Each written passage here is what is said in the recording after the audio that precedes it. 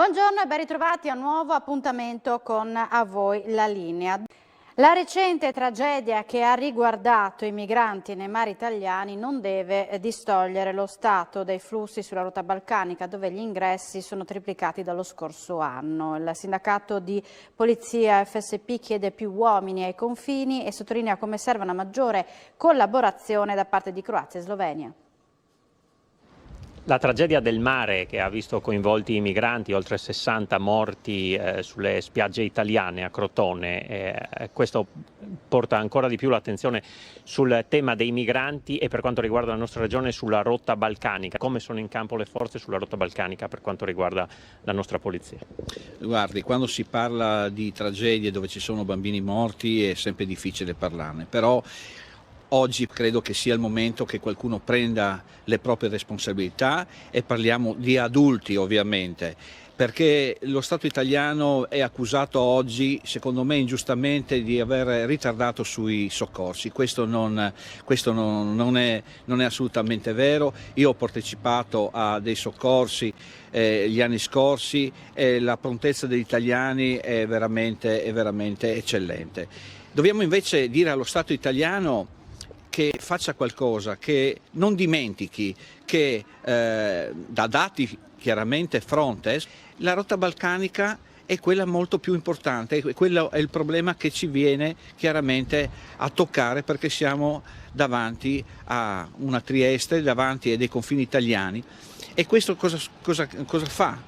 Noi praticamente abbiamo un ingresso che dai dati anche dati dal prefetto di Trieste nella giornata scorsa, ci sono aumenti triplicati di ingresso proprio dalla rotta balcanica. Quindi si parla quasi di 2000 arrivi solo nei primi 2 mesi dell'anno rispetto ai 300-400 dell'anno scorso. Sì, sono triplicati, sono veramente triplicati. Frontex dà il 168% di aumento di ingressi dall'ottobre 2021 all'ottobre 22. Quindi credo che il 168% confronto a un 59% di quelli sbarchi che avvengono costantemente sul nostro Mediterraneo, credo che sia molto importante che lo Stato si focalizzi anche su questa problematica del Friuli Venezia Giulia. Come si può fare? Come possono essere aumentati i controlli anche in collaborazione con le autorità della Slovenia?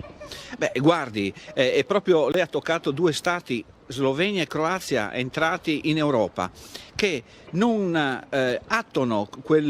mettono in atto chiaramente quella circolare del buon auspicio del nuovo ministro dell'Interno, perché quando arrivano in Italia 50 persone arrivano in Italia, si presentano loro direttamente al posto di polizia più vicino, perché loro non fanno nessuna resistenza. Questi vogliono andare, tra le altre cose, in Germania, dove è in atto una sanatoria. Alcuni di questi non possono ottenere l'asilo politico in Italia e vengono riportati con circolari appunto del ministro dell'Interno, vengono riportati al confine. Beh, su 50 persone non ne prendono più di 3 o 4 e c'erano stati promessi uomini per controllare i nostri confini. Noi parliamo di 54 chilometri di confine che vengono vigilati da 6 uomini, perché abbiamo 2 autovetture che corrono a destra e a sinistra. I punti di accesso, i punti d'arrivo, insomma, si conoscono.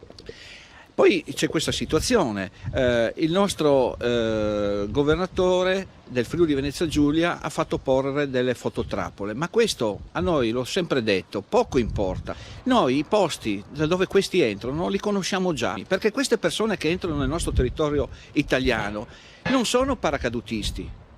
Sono delle persone che prendono mezzi di trasporto in Slovenia e prima in Croazia e nessuna polizia li ferma. Anzi, nei loro cellulari troviamo indirizzi, come dicevo prima, di posti di assistenza in Italia, così come troviamo parecchi soldi in tasca, 800, 1000 euro, 400 alle persone che fermiamo.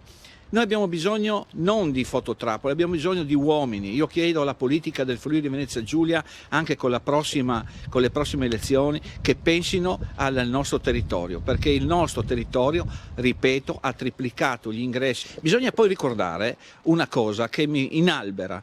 I nostri colleghi lavorano H24 in container dati dalla protezione civile. Queste persone, una volta che vengono rintracciate e vengono poste nel territorio nazionale, vanno in albergo.